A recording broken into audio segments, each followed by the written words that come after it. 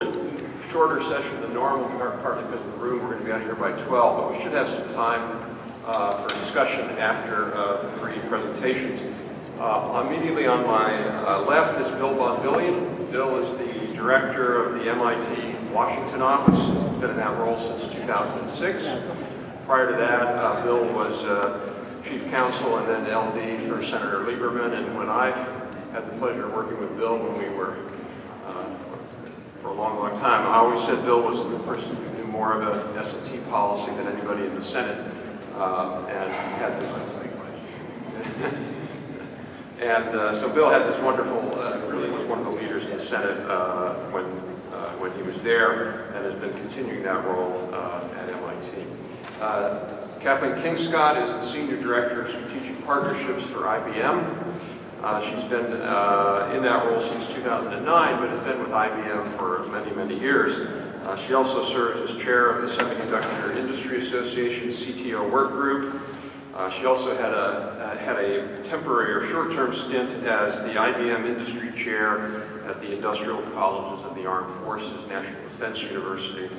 And in other work, she's led IBM's policy work on developing the Trusted Foundry in partnership with DoD and the National Security Agency. And also, Tappy's one of the people I think who knows, outside of the Hill, knows more about S&T policy than almost anybody, so two great participants. So I want to start by a report that we issued a little while ago where we wanted to look at how the United States was doing when it came to funding university research. Because one of the things that you hear is that, we've got great universities. We've got MIT, Georgia Tech, Caltech, so many of the fine land-grant universities. So we have this impression in our minds, I think, that we must be doing the best. We must be ahead of everybody else. And in some ways we are, because we're big. So I guarantee that we're going to have more research findings and articles and everything than all the Swedish universities combined. Because we're big. But that really isn't the right metric. The right metric is how well we're doing per capita, per GDP, per worker. And on that measure, I think there's some troubling signs. So really kind of the two highlights of this. First one's obvious. And again, apologize for folks over there. There's no slides, so I'll sort of talk through some of this. Clearly, federally supported research, funded university research has played a key role. But as a share of GDP, both in growth and in actual government and business funding, we're way, way behind the leaders in the OECD.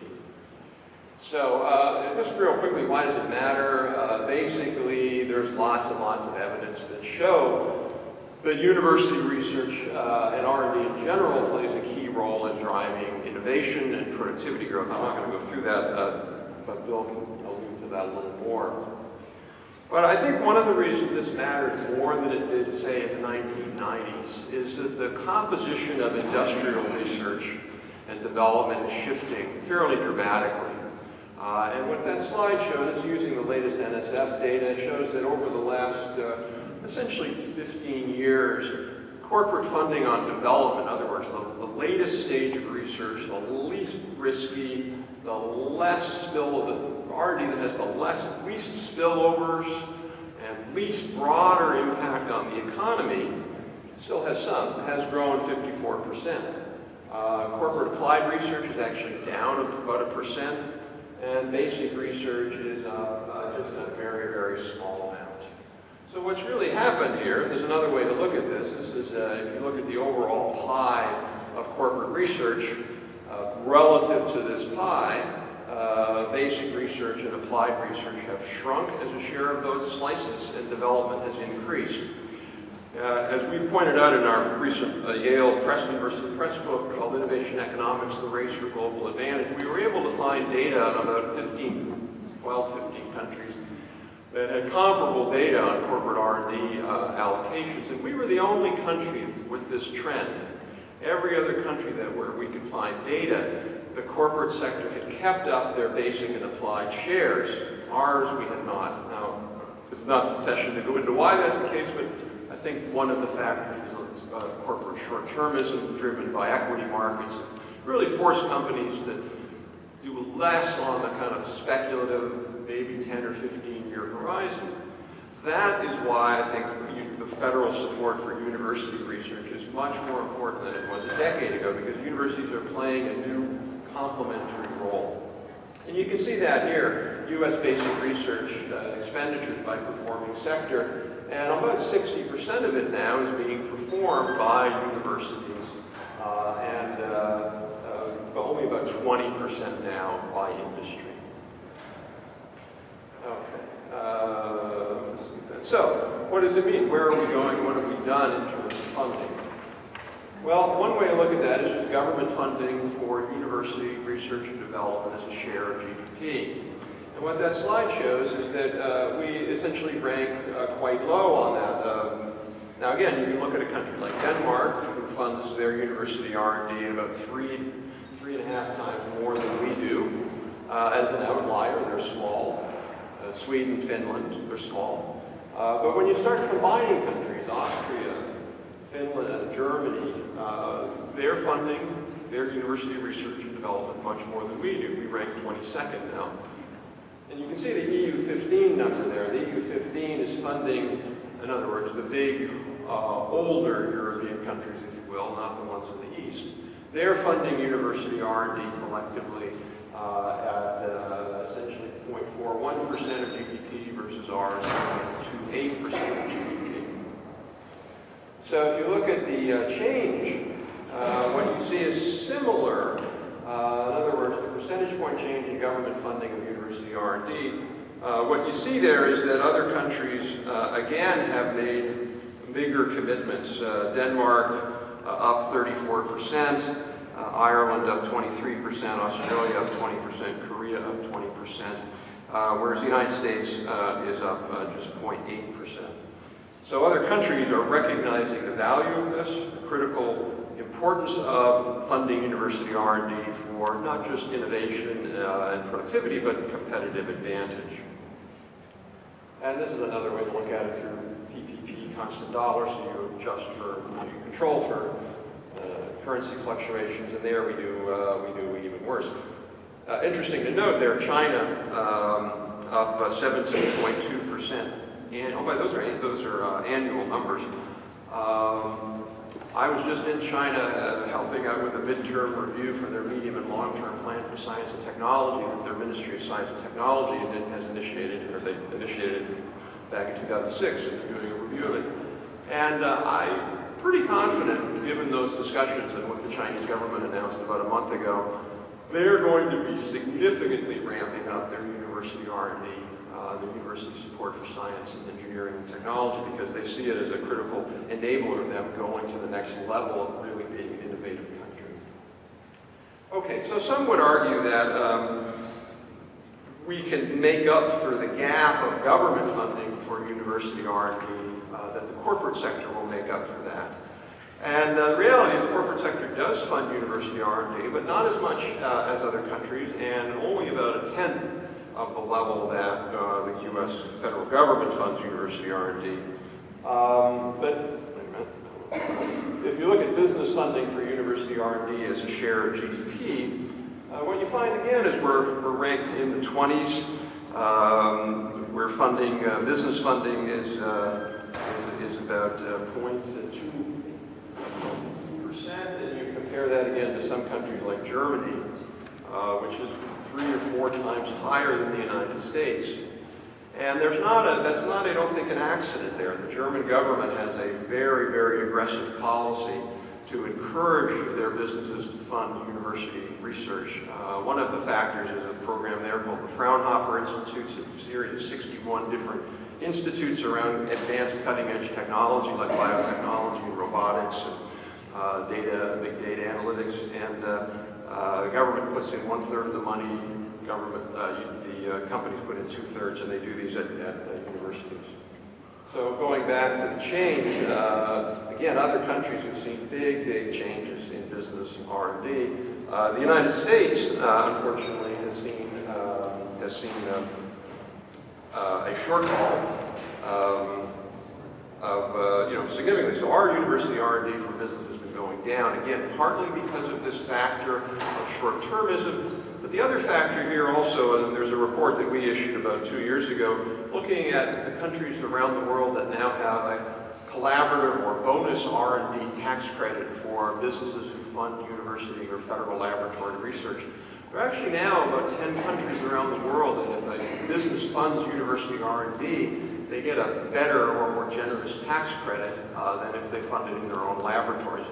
Canadian provinces, from like Ontario, for example, or Quebec, you can get up to about a 60% R&D tax credit for if you're a company funding an Ontario or Quebec university.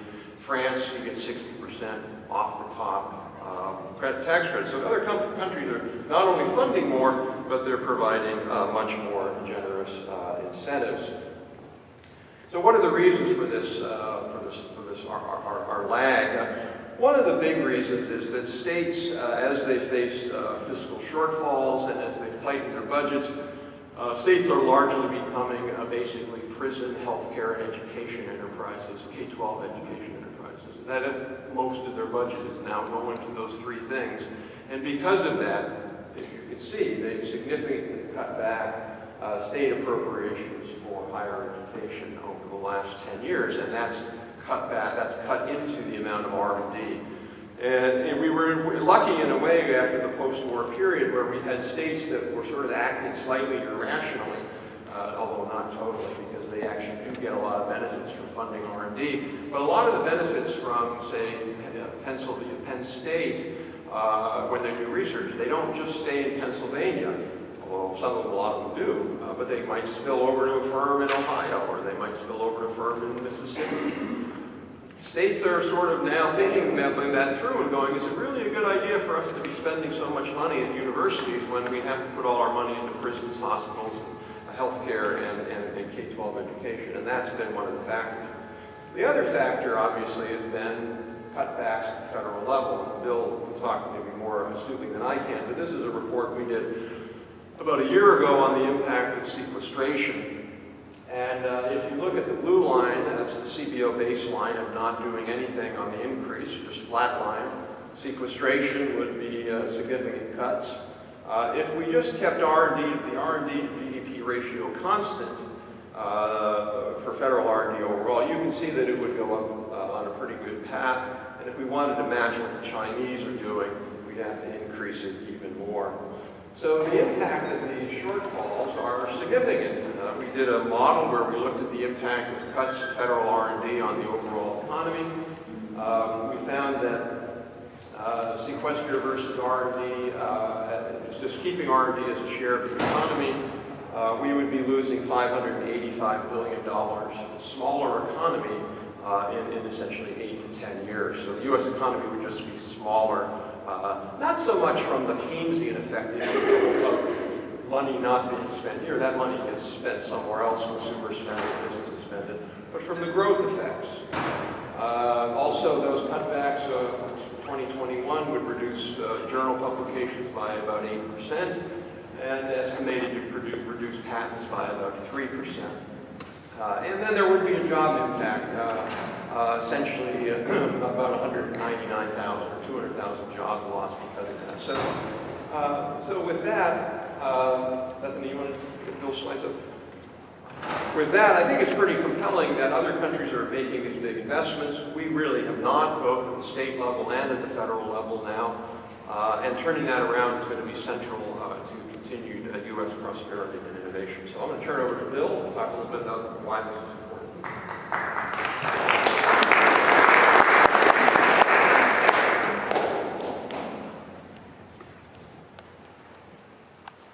So Rob asked me to talk about, we throw all this money at federal R&D, largely at our universities. What do we get for it? What's the value proposition? What can we say about the actual case? So I want to talk about, 3 stories, and the second story I'll spend a little time on. First is role of science and technology overall in economic growth. A lot of you are familiar with this, of course, but just to get a few basics on the table. Secondly, what's the role of federally funded research in creating new economic sectors? We all say that it creates these new economic sectors, but what's the actual information out there? Where do these technology sectors come from? Third is the effect of declining federal R&D on economic growth, which Rob just Bill, could you speak into the microphone? Sure, which Rob briefly touched on. Is that better? Yeah. So the role of science and technology in overall U.S. economic growth, we can really trace to the advent of growth economics, which came into its own really in the 1980s and really saw a mirror of what it was proposing in the IT revolution of the 90s. Obviously, since World War II, U.S. per capita economic income has grown exponentially. How did that happen? Why did that happen? Economist Robert Solow and a whole cast of figures that developed similar data argued and won the Nobel Prize in 1987 for making the case that technological and related innovation was the dominant causative factor of U.S. economic growth, evaluated historically over a 50-year period. That's now accepted doctrine. It replaced a theory of economic growth and class of economics that said capital supply, labor supply were the dominant factors. The growth economists really developed the idea that technological advance and the related innovation, the bundle of innovation that's around it, was the dominant causative factor. So Bill Press has written that as a factor of production, technology produces wealth and produces more technological progress, enabling a virtuous cycle of economic growth. So what does that actually look like? Well, here's the picture of what an innovation wave kind of does in your economy. And Rob happens to be one of the leading analysts of innovation wave theory, analyzing the U.S. economy, in a major book on this topic. And it came out of a Russian economist named Kondriev around the turn of the last century. But the picture is essentially that there is a long, slow stage of technology development. It can last 15, 20 years longer. And then suddenly, you get a stage of rapid growth. And that can last for 10 years or more. Inevitably, there's a bubble, a bust. And then you hit upon a period of where the sector gets weeded out and you have a stage of continued, more stable, but nonetheless important growth. Finally, you reach technological maturity. So that's the picture of how the United States has grown. We put these innovation waves, and they become plateaus in our economy. We add new innovation waves to them in a continuing kind of half-century kind of series of cycles of building the economy through these technologically based innovation waves. That's how growth fundamentally occurs. The IT wave, which we're all familiar with, follows this pattern almost precisely. Long build-up period. When do you date it from the beginning? Maybe the ENIAC computer in 1946, 47. You finally get to the beginning of the 1990s. After that long tech development period, huge technological advance going on in universities in that time period. You finally reach that period of rapid growth in the 1990s. That was one of the most spectacular bursts of economic growth in U.S. economic history. Remarkable period. And major income gains to every quintile in the society. And then we're now in a stage, arguably, of more stable growth. We went through that dot-com bust in the early 2000s, weeded out the system, and we're now in a period of more stable but nonetheless quite dynamic growth, which is going to continue hopefully for a significant period. There are big waves, there's smaller waves. Biotech is a smaller wave, but follows a very similar kind of pattern. And this is what you want to build into your economy. So, on the second question, the role of federally funded research in creating new economic sectors. How do we actually make this case? Right? We've got the picture of the kinds of things that it might do, but how do we actually make the case? As Rob suggested, economists tell us that R&D creates very substantial knowledge spillovers that are far greater in economic value than the initial R&D investment. We don't have a great deal of depth in this study area. ITIF has actually done some important work in this field. To mention a couple of major studies, this bio study that that was updated in 2012 that argued that the economic benefits of technology transfer from federally funded health research from 96 to 2010 resulted in an increase of up to 836 billion in gross industry output, 388 billion in GDP, and 3 million jobs. A different kind of study, doing a different kind of analysis from Battelle that came out in 2011. And there's some apples and oranges involved in these two studies, but they give an idea of what the dimensions are. A $3.8 billion investment in human genome research by the federal government yielded an economic sector that could be valued in the range of $800 billion, including 310,000 jobs. So doing this kind of analysis is complex and difficult, but these are at least a couple of studies that make suggestions on how it's done. I mentioned, obviously, the IT revolution. This story is traced better, right? We have traced the IT revolution story better than most other fields. The core technologies behind the smartphone, right? Some of you have seen this blurb. There's a recent book that kind of lays some of this out. But there were a very important role in federal advances that are absolutely at the heart of the way in which a smartphone works. From very important work on microchips, microchip design, to the internet itself, to touch screens, to speech recognition, software, to GPS, all core technologies in the way in which a smartphone operates, all derived in significant part from federal research. The Google search engine arguably derives in significant part from NSF, early NSF research. There's an NSF study called Funding a Revolution. It was updated in 2012. There's a famous, very hard to follow chart called the tire tracks chart, well known in tech policy circles. A little hard to follow, but it shows when inputs were coming in research areas from universities, the red lines, then followed by industry, and then when they became significant sectors, the green for the dollars. And this NSF work really kind of pins down the story that research in digital communications really helped lead to, today, in very significant part, to today's broadband and mobile communications. Research in computer architecture led to a whole series of microprocessor advances. Research in software helped lead to personal computing. In networking helped lead to the internet and to the web. In parallel and distributed systems helped lead to cloud computing. Work in databases helped lead to enterprise systems. Artificial intelligence work helped lead to robotics and assistive technologies. This story is pretty well pinned down. This is a story you can tell and rely on for its accuracy. It's a very important point to make, however, that, and we always have to understand that there's some modesty involved here. The universities aren't creating mobile communications. They're creating foundational work that played an important role enabling those sectors to evolve. So we need to be careful not to exaggerate. There's creative work, obviously, that's going on in company after company after company in this sector that we have to recognize as well. You know, the smartphone did not come out of DARPA and NSF. The foundational work that helped lead to it did. And there are creative stages all in the process. But nonetheless, that foundational work is irreplaceable. And I want to recognize Peter Singer here. Is Peter here?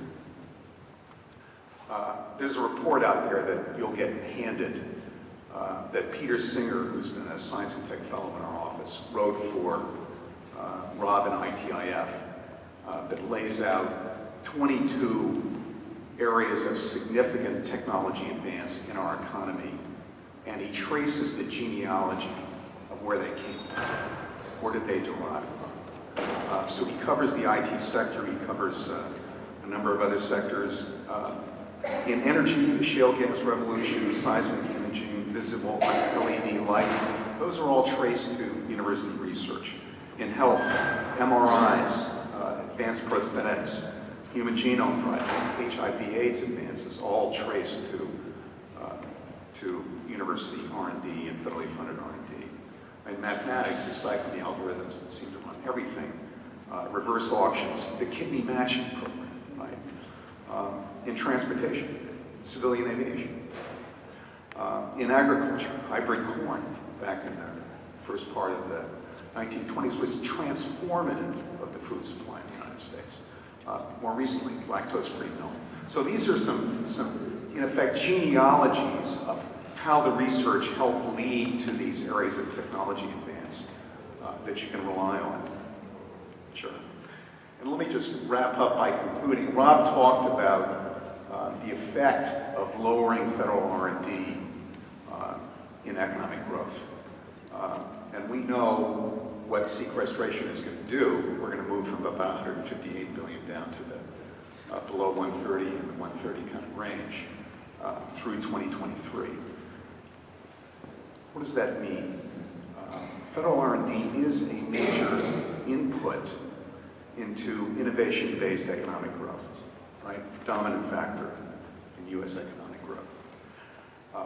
Over 60% of basic research and 31% of all research applied basic and development is federally funded. Industry, as Rob pointed out, funds predominantly development. That basic research input is irreplaceable. It's not going to come from another source. So in economic terms, if you cut a major input, over time, you affect output. Over time, we're going to significantly affect our economic growth.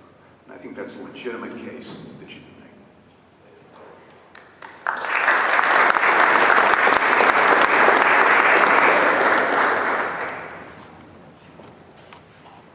Bob, thank you very much for the invitation to be here.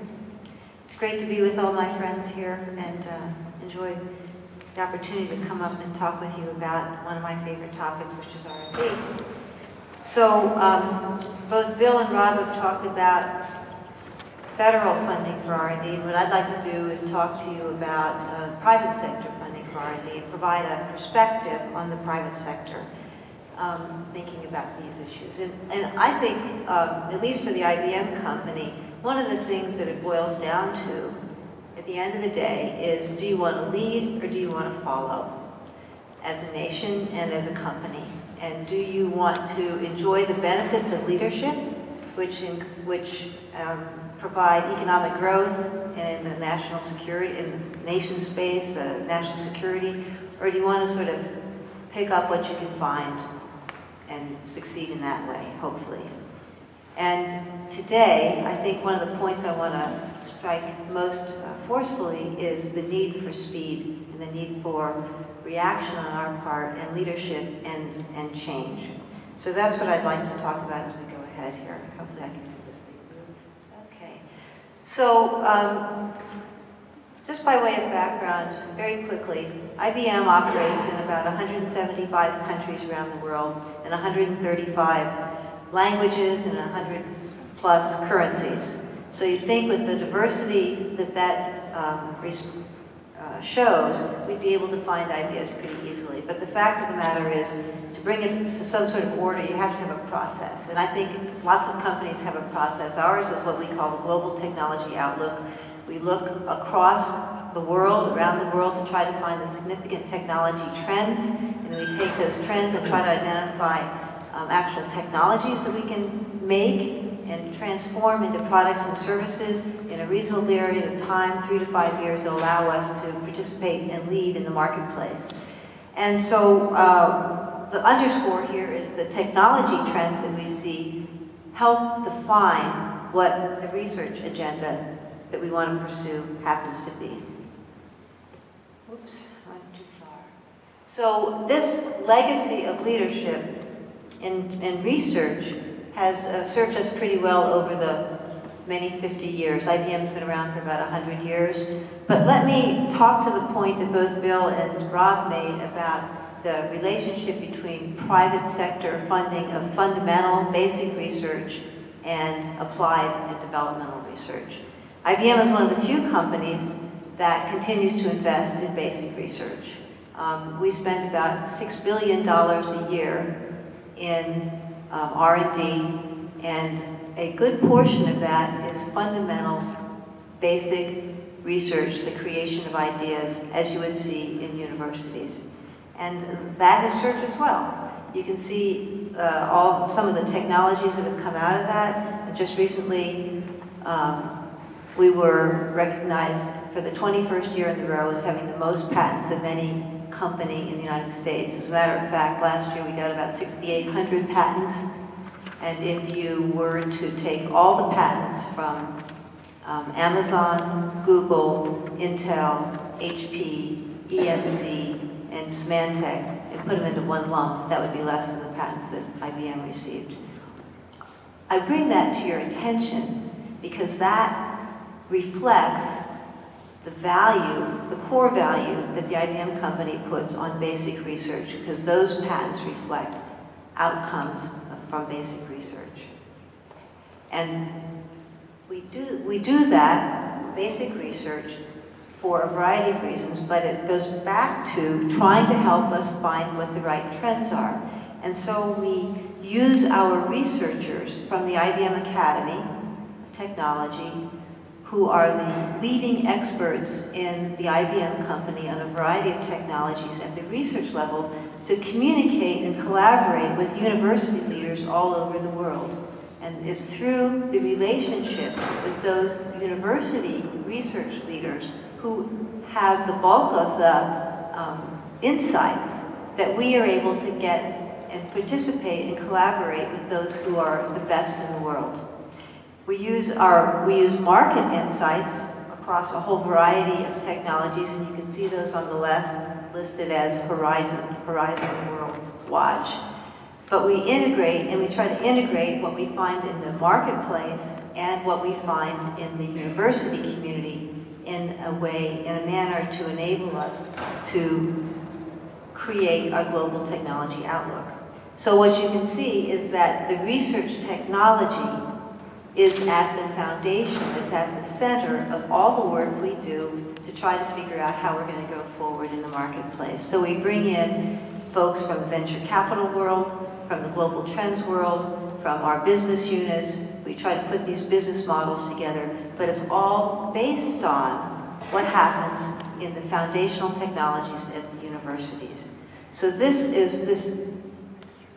really is at the core of what we've been doing for many years, and it's why IBM has been a strong supporter of university research for the 40 years that I've been in IBM in any case. It's hard to believe it's 40 years, but it's true. So we do this all over the world, and this is the point that I want to make, going back to the charts that Rob showed, was the rest of the world is not standing still. We use the research capabilities of the IBM company that are located in every continent around the world, and with a whole variety of technology specialties in those global locations. So as we try to find the best ideas in the world coming out of the best universities in the world and integrate them into the best marketing approaches in the world, the university basis for that is really critical. And what we are finding is that the universities around the world are getting a lot better. They are ramping up, and they are increasingly able to provide world-class leaders in the technologies that you see listed there. So as that's happened, as the world market has grown, our company, and I'm sure many others as well, are developing, we are developing business units to capitalize on the capabilities and the markets that we're finding all over the world. And you can see that the compound growth rates in these areas are much higher than the US growth rate. So they are attracting investment globally. They're attracting investment from companies, and they're attracting investment from universities. Actually, US universities, as if you're probably aware, they are making major strides in globalizing themselves and establishing branches in other locations around the world. So we look at this in a particular light, which I want to just share a couple thoughts with you on that. in these emerging markets, one of the most interesting things, and particularly this is true in Africa and in some parts of India and in Latin America, they have no infrastructure compared to what we're used to. So they are unencumbered by the past. This makes it highly likely and enables them very easily to leapfrog and to not have to worry about their legacy systems. So they can change very rapidly. And this is an engine of growth that exists all over the world. The developed world, United States, Europe, Japan, the older developed economies have a lot of infrastructure that inhibits their speedy change. But in the areas of the world that are less developed, they are changing increasingly rapidly because they are free to think in new ways. So let me give you some examples. This is Shanghai in 1990, 25 years ago. Let's see here. Last slide got dropped. There's a great picture of Shanghai today. I don't know what happened to it, but it's not there. It's maybe, so let me show you another, oh, there we go. That's Shanghai now. I think it's pretty remarkable. Look at this. Shanghai 25 years ago. And Shanghai today. I've been up in the Pearl Tower there. There's an observation deck. I was there for 3 years, 2007, 2008, 2009, and every year I went, I couldn't believe my eyes, and I couldn't believe the rate of change, and it's continuing even more graphically today.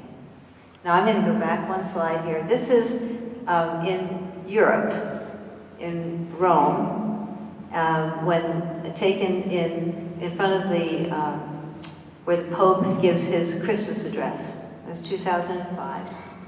Now, this is when Pope Francis was inducted, and what the right term is, I'm not quite sure, but became the Pope last year. And look at the difference. The difference in 8 years, it's the technology that we are creating here in the United States based on the technology trends that Bill just talked about. Now, this is India today.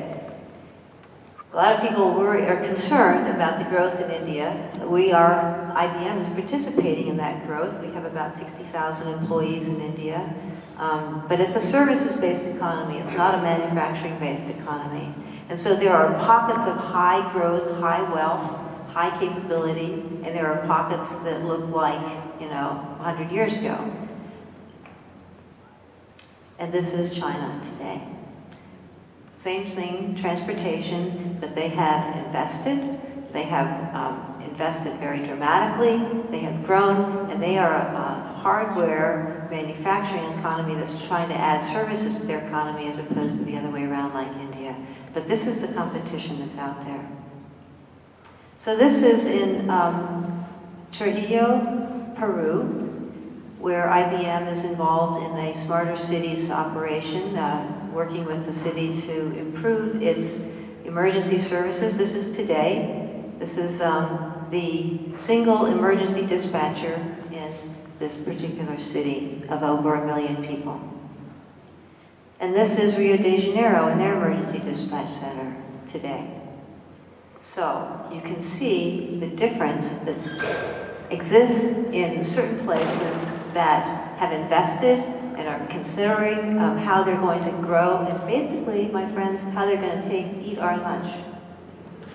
So what I'd like to end with is this notion that the growth in technology that we all enjoy at its core has roots, foundations in university research. And as we think about how to invest as a nation, it's very critical that we continue the level of investment that we have enjoyed in the past, and that we not step back from it, and that we recognize the challenge ahead of us and the opportunities brought by our participation in the global economy. So thank you very much.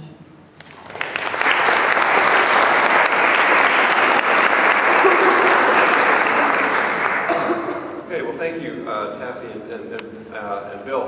So we have time for some questions or comments. If you just want to identify yourself and ask away. Go here and then here. Yes, sir. Kathleen, this question is for you. We talked earlier on the side just about innovation deficit, about a lot of the council issues around. One thing we talked about was other constituents bringing this message to them, so it's not just universities and seeing themselves. I think we're the forefront in a lot of ways of partnering in this discussion with task force on innovation and other activities. What advice would you give to universities reaching out to industry to kind of echo the messages that we're talking about and perhaps be a productive relationship? Is this on? Okay. Well,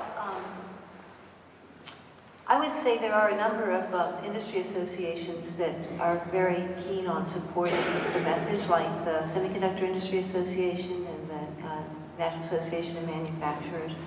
But I would also say that maybe individual universities should look at some of the companies that are partnered on their own campuses. I know IBM has partnerships with a lot of universities, and I'm sure the universities have partnerships with a lot of other companies as well. So it's always nice to hear from somebody that you work with, and it's a really good tool to use to attract their involvement. If you just say, hey, look, you're working in this lab with us, would you be willing to help us share this message on Capitol Hill? That might help. Hold on. The mic comes.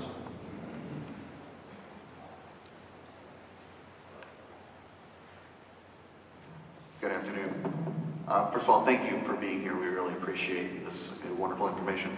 Going to the first presentation, I completely agree that the appropriate metrics are percentages of GDP. However, we're oftentimes going to be faced with this specific discussion about the actual dollars. So do you have both a good comparison of how much in actual dollars we're spending compared to China and the other competitors, as also what you would say is the best narrative to attach to that? Because if we only go and talk about GDP and they go, yeah, but we're already spending more than they are, I want to make sure we have the data right and the narrative right. Yeah, so there should be some data in the report on that, and sure, we do invest more than any other country in the world. Also, at least until 3 months from now, we're the biggest economy in the world, I believe the World Bank study. The Chinese data that just came out earlier, I think in January, there was a study showing that China was now at 2% of GDP for overall R&D. I think those numbers are not quite accurate. I think the Chinese government officials recognize they're not quite accurate. I think they're overstated. I'm going to take a broad guess, and I'm going to say they're probably more in the area of 1.6% of GDP. There's some numbers in there that we wouldn't count, that they don't use the same metric. I forget what it's called, this an Italian city. Anyway, there's some agreement that everybody uses. They don't use the same thing. Having said that, the Chinese will catch up with us in R&D at some point. It might be 10 years, it might be 15 years, but they show no signs of slowing down in their big investments. I think the answer to this question is, this is different than defense, okay? So in defense, it does matter, scale does matter, because if we were to try to assert our force for national purpose against another country, we're not saying, oh, you only have 25 tanks, but you have more tanks per soldier than we do, so we better be worried about you. It's mass that you're arguing that you're using. This is different because really what are these innovations for that universities do? They're basically inputs to companies. It's really what they are. We don't really fundamentally care about university research because what we care about is its translation into something useful. That's why we care about it.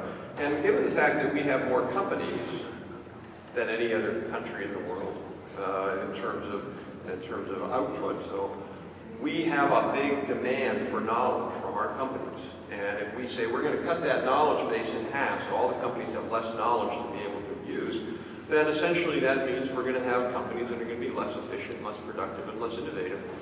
So I think that's really the factors. We're just a big country. We need a lot of innovation. We need a lot of science. We need a lot of research, and we need that knowledge to get out to the companies that are going to, the entrepreneurs and the companies that are going to use it.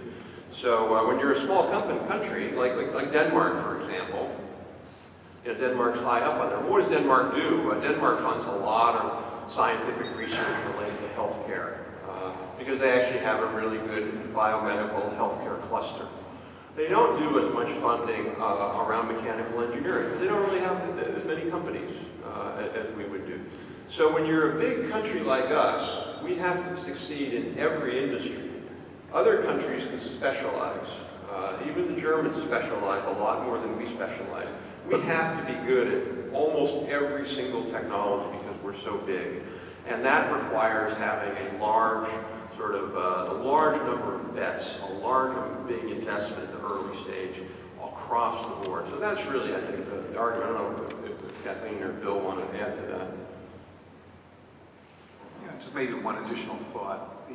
Just what these technology revolutions do for the economy, right?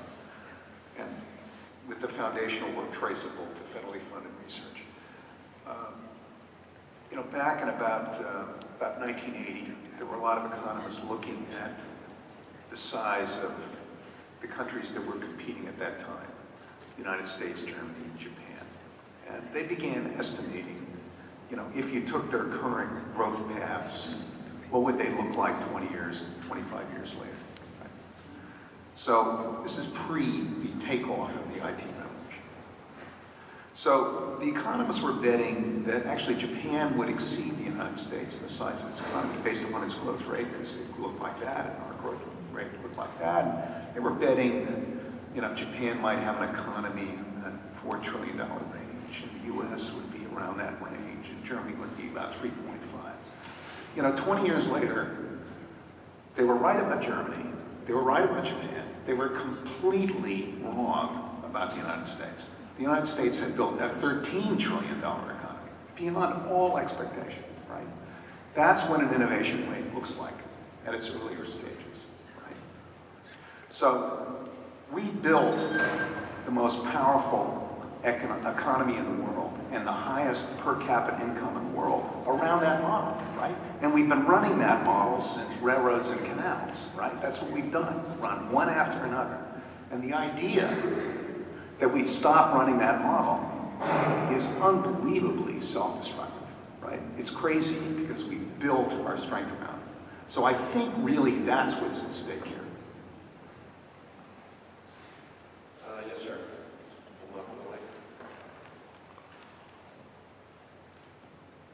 Thanks again to all of you. We've been talking a lot about outputs today and the fact that this all feeds the outcomes, the products we want to see. Bill, to your point about this wave, you know, a lot of members of Congress say that's great that the smartphone exists, the GPS. When are you going to invent the next industry? When are you going to invent the next thing? And basically they want to see that timeline really compressed. Is there in this wave analogy, is there an effect that is compressing that timeline? I mean, we certainly see it, I think, in a lot of the IT sector where we see revolutions coming out at a much faster clip. But are we really just paying off the dividends from 30 years ago investments, or are these more recent investments that we're seeing churn out a lot faster, compress? Well, you know, there's a debate that economists, and Rob and I may be on opposite sides of the argument, but, you know, innovation wave theory basically posits you have 20 years is so you do one of these, right? And that seems to be the sequence by which they arrive. I think there's a significant argument if you get your innovation organization system right, you can actually speed things up. Right? You can accelerate the pace of innovation. And I think we see that in the way in which we put together the systems that have led to one set of IT advances after another. We've got a system in place that really has speeded those significantly. Could we do that on a broader economic kind of base? I mean, there's a debate here, but I think that's key to whether or not we get the kind of economic growth we have. Do we have to go through these long 20-year waiting periods hoping for the next big thing to arrive and not sure what it is, right? Can I add to that? Sure. I would say that these guys are the economists. I'm the market person, okay? So I see, I mean, the business people see that the wave of change is happening much more quickly because of trends in the technology. The traditional economic view, yes, I agree with the wave theory, and there is a lot of downside to being on the top of that curve, on the maturity end of the curve, because that's when things flatten out. My company has been through those curves. I'll tell you, it's no fun when you're going flat. It's a lot more fun when you're going up. And what's making it, accelerating the pace of change today is that in the technology is, first off, lower barriers to entry. We have cloud computing, which makes computing accessible much more inexpensively and much more easily all over the world. And so you don't have to build your own infrastructure today. All you do is access the cloud and you're there. So that lowers the barrier to entry. While this is complex, it's also much easier to use. I mean, how many people have smartphones today? Now all the organizations are building apps so that you can access their underlying websites easily through their smartphones, right? So the technology is complex, but it's easily consumable. It's moving more quickly because of the technology based in the cloud and because of things like big data and analytics, which make it easier to find solutions. And so I'd say the pace of change is accelerating, and we have to keep ahead of it, or we will be on that flat part of the curve, and that's when you start to lose in a very unpleasant way. No, I actually agree with Bill, and I don't disagree with Kathy either, but I just on Bill's point. Look, I think actually we're poised for a significant slowdown in innovation. Not right now, we're still riding that wave, but we did an event up here in the Senate in, I think, November, which is one of the best events we've ever done. It's on our website, but it was on the future of Moore's Law.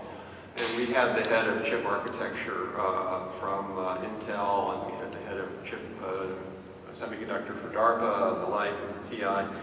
And we are basically talking about this innovation wave that Bill alluded to, largely because of Moore's Law, the doubling of computer processing power over 18 to 24 months. That is at risk now of not doubling anymore, or doubling at a much, much slower rate. We've probably got another 5 years to go, and there's a difference. People debate it. But everybody on this panel was very, very concerned that it'll eventually go back to that. There will be some new replacement technology, whether it's quantum computing or biological computing or something. But the point is, do we want to wait 20 years and basically have virtually no improvement in Moore's Law, or do we want to wait 10 years? Because I think those are our choices. Waiting 10 years is going to give us an enormous amount of, it'd be like investing in the stock market in 1990 or investing in 2000. Which would you rather bet? You want to be early on to get the cumulative returns. And I think we could, if we wanted to, we were serious about it, we could really accelerate that transition to what's called post-CMOS. But that's going to require things like funding that center up at the Albany Center,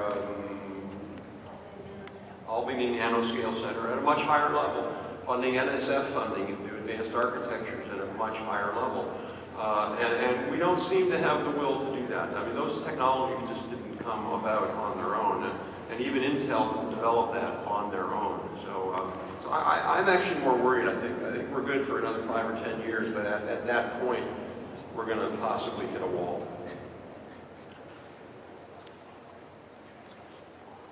Okay, I actually think we're just about time, but there's not time. One more question. Great, so a couple things. If you would like to find that report, it's up on our website, and I encourage you to share it with your colleagues. And thank you for coming, and please join me in a great panel.